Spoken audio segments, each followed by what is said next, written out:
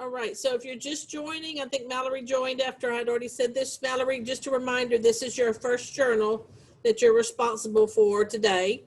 I've been just doing examples, so you'll want to date it. This will be in your composition book or spiral.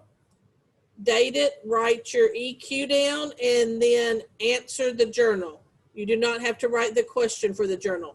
You don't have to write anything about the objective, and you don't have to write anything about the agenda.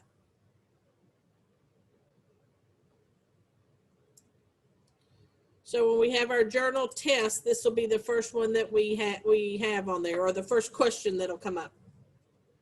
I'll say, what is the EQ on 828? And you'll look at your journal and you'll write the EQ down. And then I'll say, how did you answer the journal? And then you'll answer that. So you have your journal to use.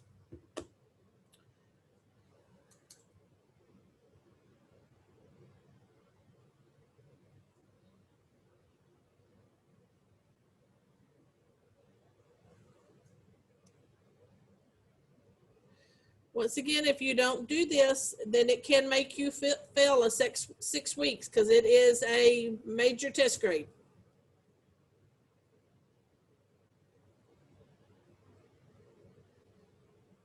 If you're absent, you're still responsible for them, and they're posted always in the Google Classroom for a few days.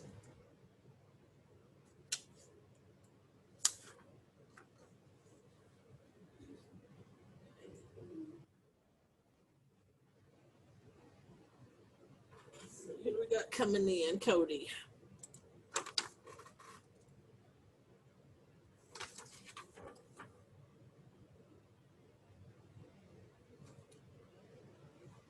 Hey, Cody.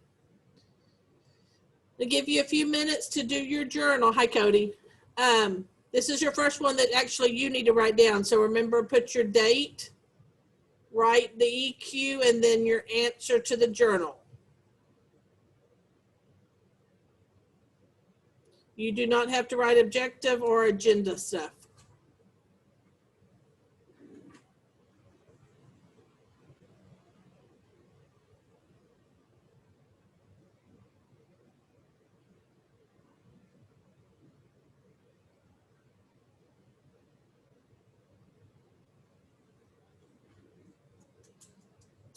So I liked our little 2-day midweek vacation. It was nice. We got lucky. I feel sorry for the people that got hit. So I'm going to give you a couple more minutes on that, and then we're going to take our quiz over the PowerPoint and the Power Notes that we had earlier in the week. It's just a 5-question quiz.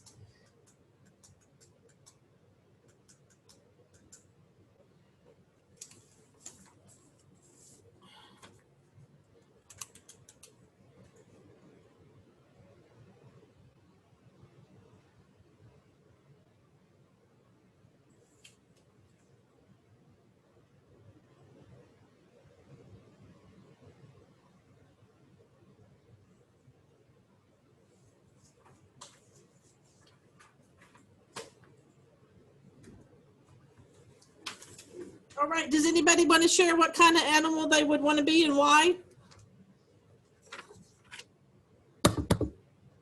Nobody? I see Mallory shaking her head no. Anybody brave enough to shake their head yes? Okay, I'll answer. Okay. I'd want to be a bear because I like how they hibernate. You like how they hibernate. I understand that. I would like to be your little dog because he or she looks like she's got a good life. What about you, Ethan? What would you want to be? A cat. A what? A cat. A cat? Why would you want to be a cat? Because I can sit around all day. Sit around all day. We all sound like we got that late by 8th period. We're feeling a little lazy, huh? All right. So if you will go to your Google Classroom and let's see if I can find it. Google Classroom and under classwork, go classwork and go down to, oops, let's see, hadn't dropped yet. Let me see if I have to close it out. Jaden, what are you doing? You got to take a quiz. I'm finna take it. Okay, I'm getting ready to make sure it's in there. Yes, ma'am.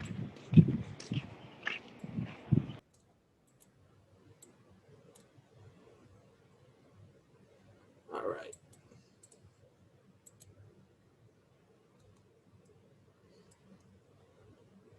So there we go. It's under all that daily work quizzes, 1.1 quiz, the study of life. I think it's only 5 questions, so we're just going to take a few minutes on that.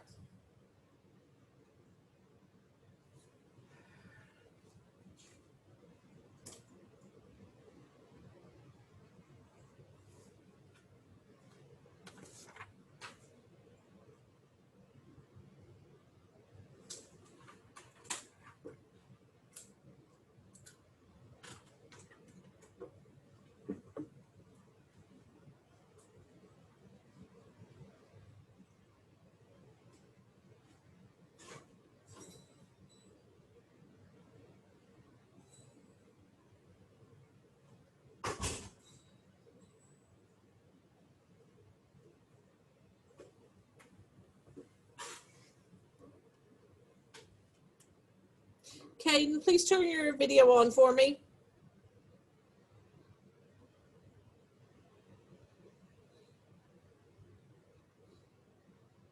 Thank you.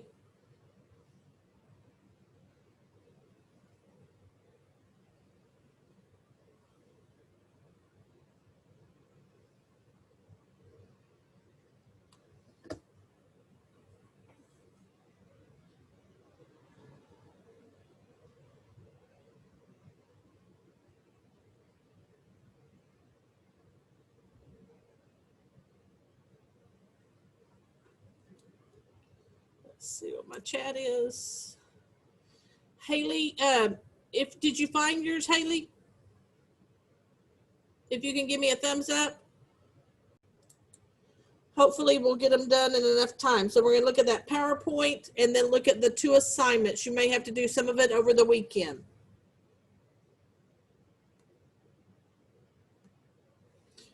All right. So we're going to PowerPoint 1.2.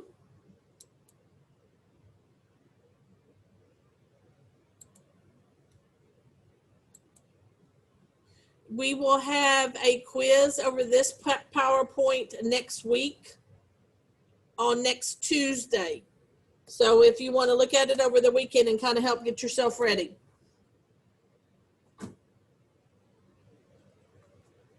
All right. So we're continuing really still. It's just an introduction to biology, and what we're looking at unifying themes of biology or things or concepts that are used in a lot of different fields of biology.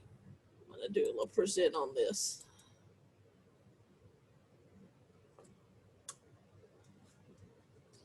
So all organisms share certain characteristics. An organism is just a technical term for a living being, a living thing. So all organism, to be classified as an organism, is going to have certain characteristics. We know that biology, we've talked about it before, biology is the scientific study of all forms of life. So we're talking animals, plants, birds, bacteria, fungus, amoebas. All of those fall under biology. An organism is any individual living thing. All are made of either one or more than one cell. So we've been dealing with coronavirus since March, and there are debates whether viruses are classified as living or non-living. And I don't think that there's a clear answer on that. I was always taught that they were considered to be non-living because they could not reproduce on their own. A virus, whenever you get sick with a virus, it's because it's attacked your own cells, it's gone into your cells and is using them so it can replicate or duplicate. But now some people believe that the viruses do have some things that are more similar to living organisms. So that's kind of a debate that kind of is open at this point in time. An organism is any individual living thing. And these 4 different descriptions are true for all organisms, whether they're single cell or whether they're multicellular. So all organisms, all are made of one cell or more than one cell. All need energy for metabolism.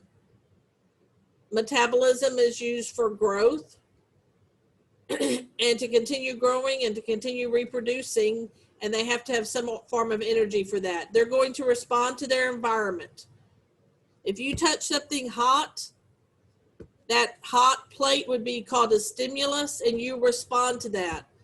If a little amoeba is sitting there in its aquatic environment and it comes across something that's hot, it's still going to respond to that. All have DNA that they pass on to their offspring. So DNA is going to be what carries the genetic information that's passed on. So this is some type of little frog. You can see all of its little eggs that it carries in its mouth until they're ready to be released and to fend for themselves. I have a crazy picture. All levels of life have systems of related parts. So a system is an organized group of interacting parts. So in a car, you can think of the motor as a system, and all the parts that make up that motor, that would be the interacting parts. It's true for us.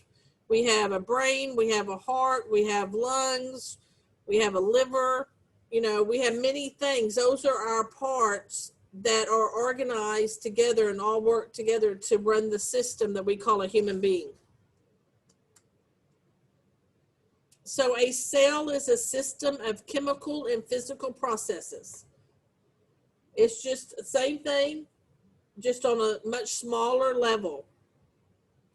A body system includes organs that interact together. So cells come together to make up tissue, and then different types of tissue come to make up organs. The tissue that makes up our heart is a completely different type of tissue than what would make up our bones or what might make up our lungs. The tissue and the cells that make up an organ are dependent upon their purpose. An ecosystem would be another example of a system, and it includes all the living and non-living things that interact. So the way that the living and non-living things are organized and dependent upon each other, whether they eat something or whether another one is able to maybe use another one's feces to help, they're all going to be dependent upon one another to get through that process. So we said to build up any kind of system, it's made up of parts and they keep building on each other. So in us, in any kind of organism, the smallest part is going to be the subatomic particles. So those are like protons, neutrons, electrons. Those come together to form atoms. Then we put our atoms together, we get molecules that come together to form cells. A bunch of cells will come together to form the tissue. And then the tissue will form the organs. And like I said, there'll be one certain type of cells and tissue for one organ and another type of cell and tissue for a different organ. The heart is a muscle, so that's muscular material. Whereas our lungs are kind of soft and smushy because they're letting in air. So completely different tissue. If I put a bunch of organs together, I'll get an organ system. So that would be like your nervous system. It's made up of your brain, your spinal cord, all your nerves.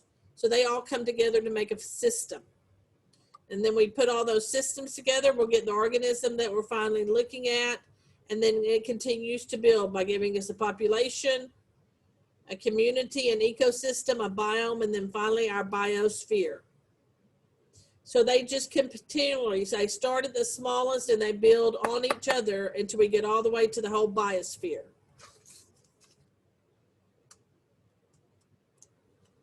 Biologists study many different systems.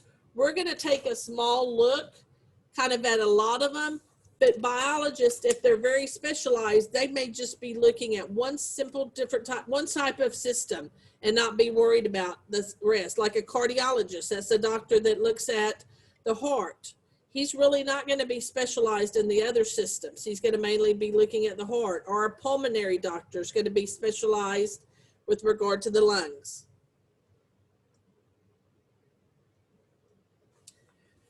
Structure and function are related in biology.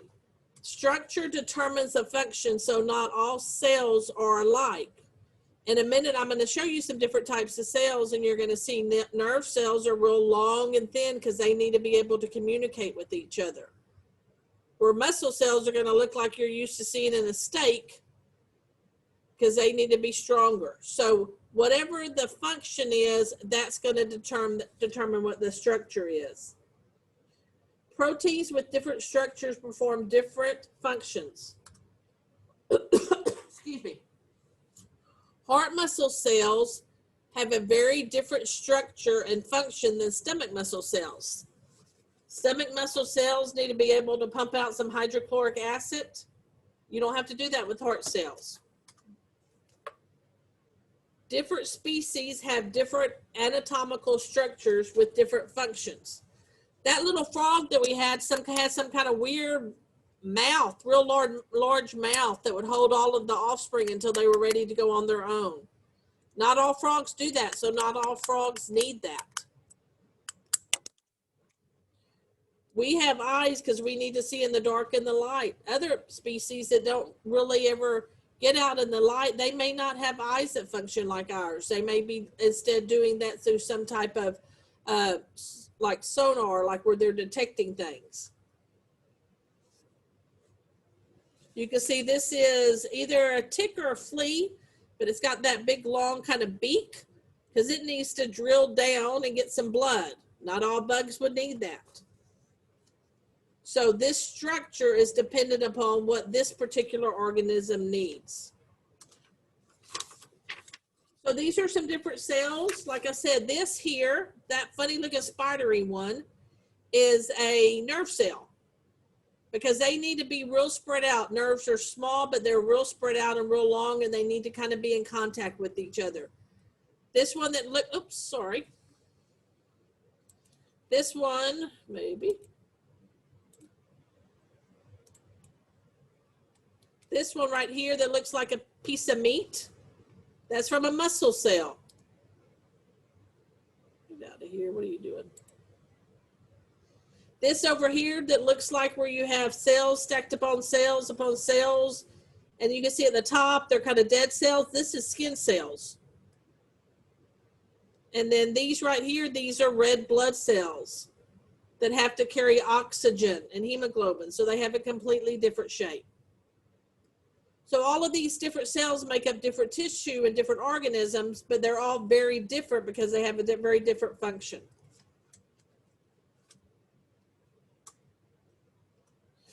Organisms must maintain homeostasis. That's a word you'll hear through the whole time we're at biology.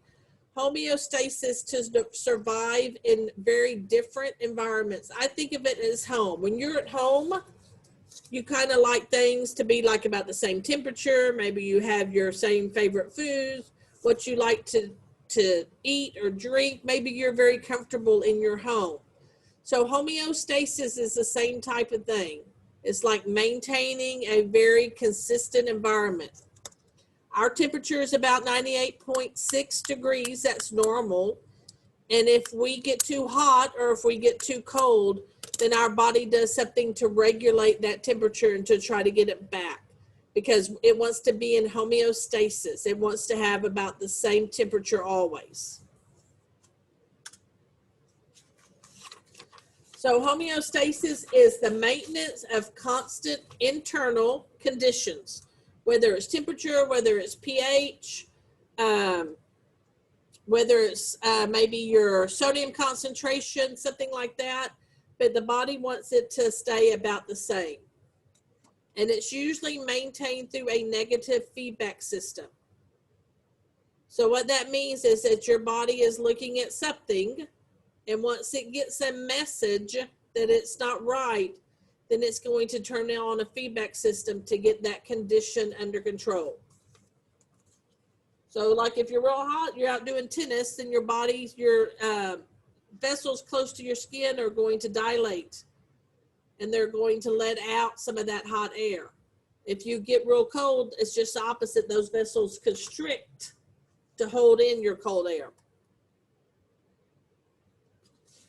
Behaviors and adaptations can help maintain homeostasis. This is what a polar bear's hair looks like.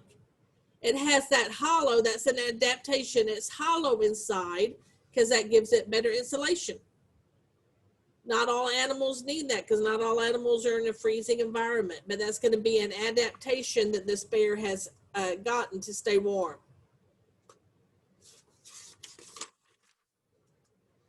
Evolution explains the unity and diversity of life. So evolution talks about how things change over time.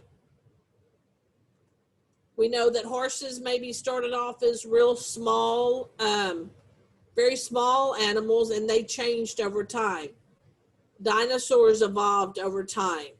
All creatures have evolved over time. So the genetic makeup of a population of a species will change over time. If there's some trait that makes them stronger, then that's going to be carried out and it's going to be passed down. Evolution can occur through natural selection adaptation. You may have heard it say the strongest survive. If you have some adaptation that is making you very strong, then you could pass that on to your children and it would be more likely to help them survive. Adaptations are beneficial inherited traits that are passed to future generations. You can see here, this bug, it evolved over time to look like, so then if predators to that bug come, they might think it's a thorn. They're not going to mess with it because they know a thorn hurts. This is another bug over here, but it's adapted itself to look like a flower. All of that increases their survival. Evolution counts for both the diversity, the differences, and also the unity or the similarities in life. So there's 7 properties of life, and you're going to need to memorize these. You'll eventually have a quiz over it. We'll do a little bit of work with them today. The first property of life is all organisms or anything that is alive is made of cell. Cells are the basic unit of structure and function. Next one, need for energy, for metabolism. They have to have some way to get that energy. And this is all the chemical reactions in the organism. Next one is anything that is alive will respond to the environments. So those are conditions or stimuli that cause a response by an organism. It could be as simple as us touching something hot and jerking back. Or maybe it's freezing cold and you take your dog out for a walk. It's going to respond differently to that stimuli than it would whenever it was just in a good sunny day. All living things or anything that is live has to be able to reproduce. It has to be able to maintain homeostasis like I talked about. It has to have heredity, which means it passes on its traits to offspring. And then it has to be able to grow and develop. So these are properties of life that any living organism has.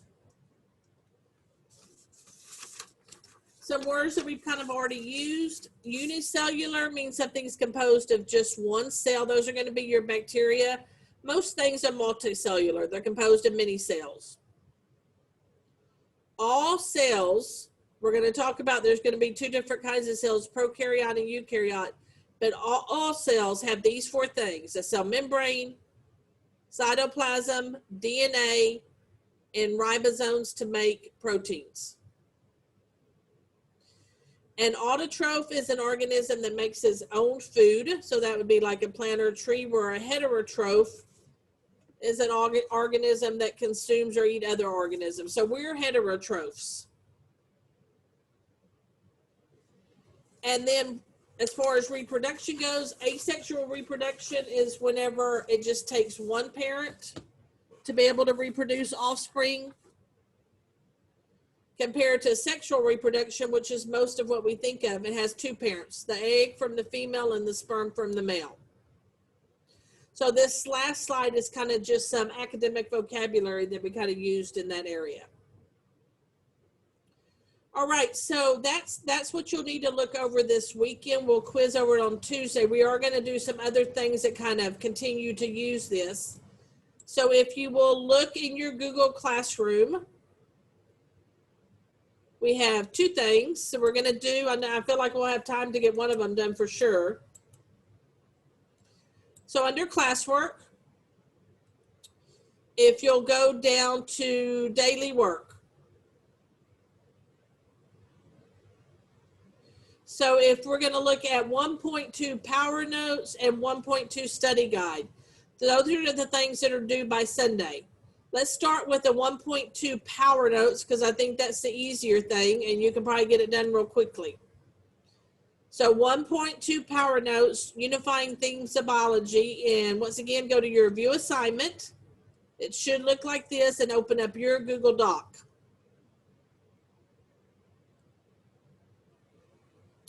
And I'm going to put the slide up on this. Pretty much everything's on one slide. So you're going to find these are the characteristics of life. And this is kind of what's highlighted on that particular slide. And then you need to finish filling it out over here. All right, so let me pull up that slide so you don't have to keep on going back and forth.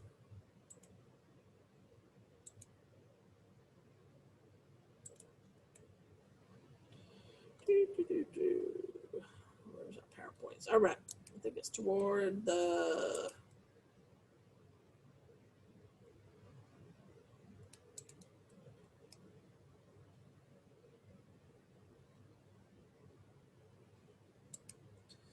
All right, so the very first question is, what is a cell?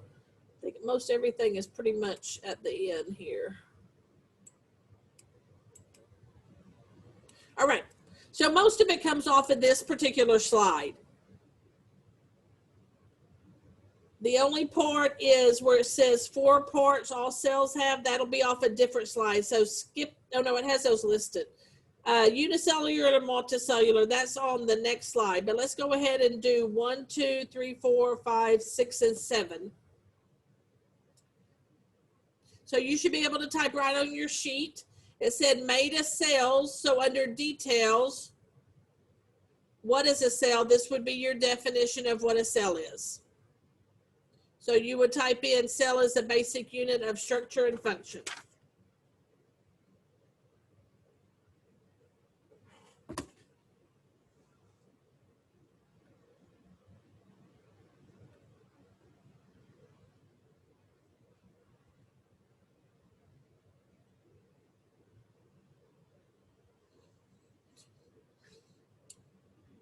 And then you can keep on, skip the second box, unicellular or multicellular, although you probably know what that is. And then you can skip on down. These numbers match exactly the numbers on those power notes. So it says number 2, need energy for metabolism, and then your detail would be the rest of it.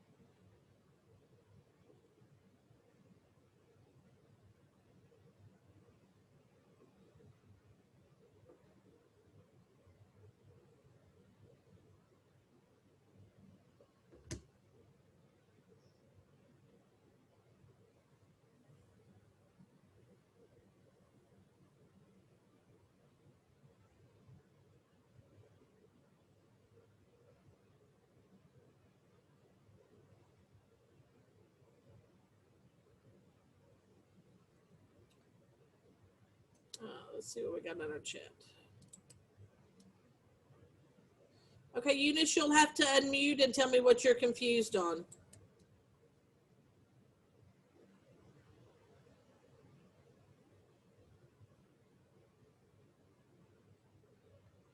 You're supposed to be working in your Google Classroom under daily work. You were supposed to have pulled up Power Notes 1.2, and you're filling those in.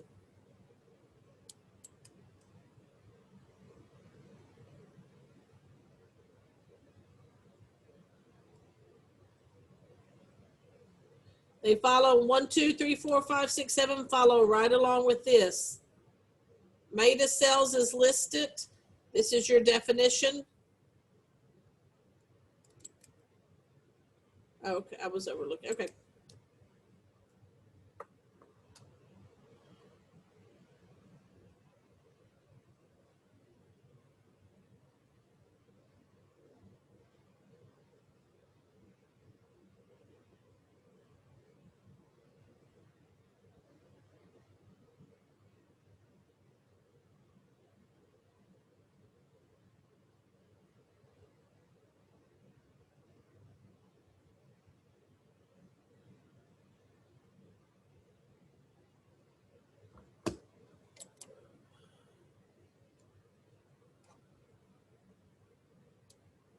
Hold on, Caden. I see you're trying to get to the study guide.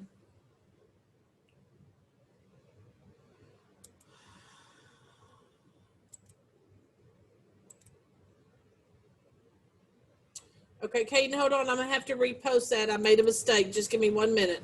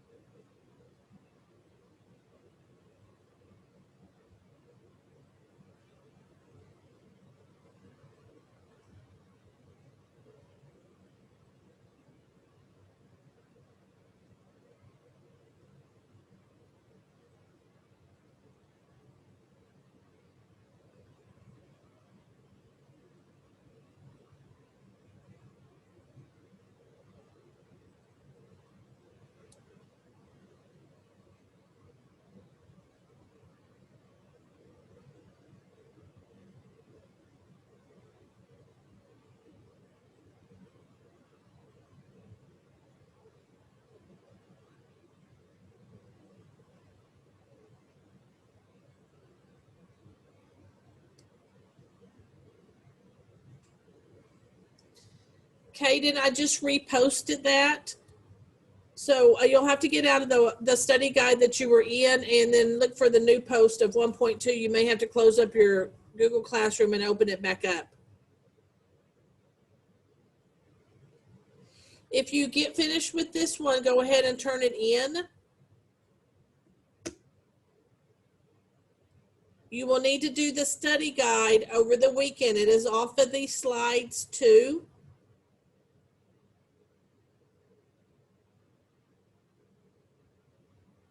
You might need to close your Google Classroom and refresh it because I had to replace it.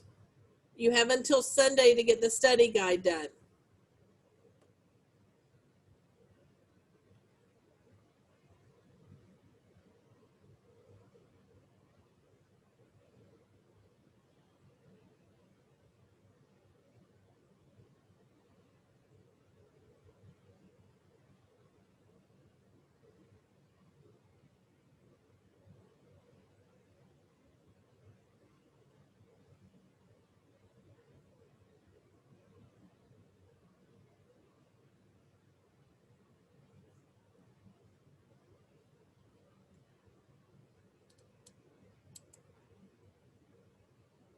Okay, just hold up a hand if that was good for you, if that fixed it. Can you give me a thank you? Thank you. Got it. I appreciate it.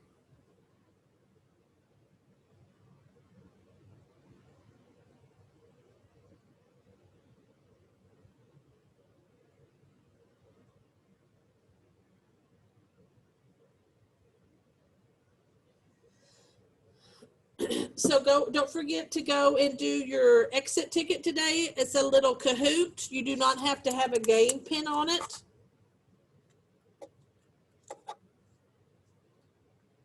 Remember this and your study guide, they're both due by Sunday. Like by midnight is kind of when I did the cutoff, okay?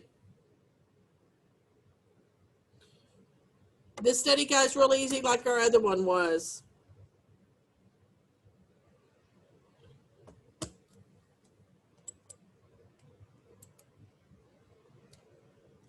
The next slide is the one that had the definitions for unicellular, multicellular. Y'all probably got that one. Unicellular just means it's made of one cell. Multicellular means more than one cell.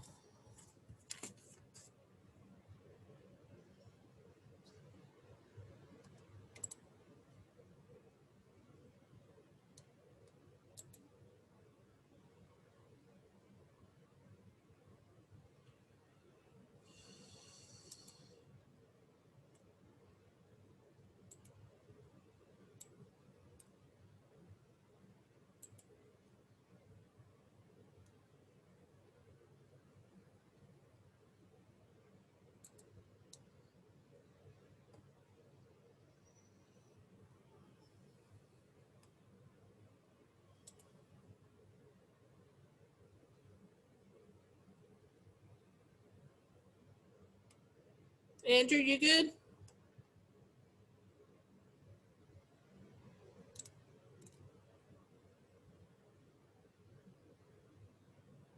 Yeah, I'm good. All right.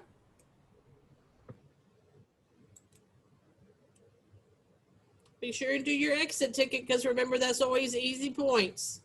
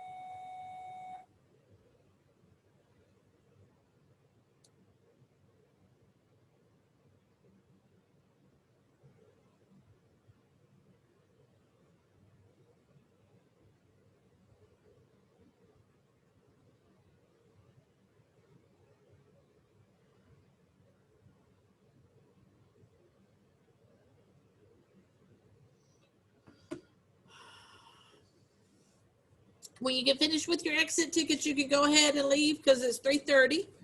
Y'all have a good weekend. We won't quiz over this PowerPoint and these other two things until Tuesday. But please get them done over the weekend so you won't get zeros. They're really easy. Hey, I won't be in class Monday. I have a doctor's appointment. Okay, Cody, look on Google Classroom. You can go to my YouTube channel and it'll show you what we did. And then also you can look on Google Classroom and see what's missing. It'll be some kind of little assignment, okay? Okay. Thank you for letting me know. And don't forget to do your exit ticket too.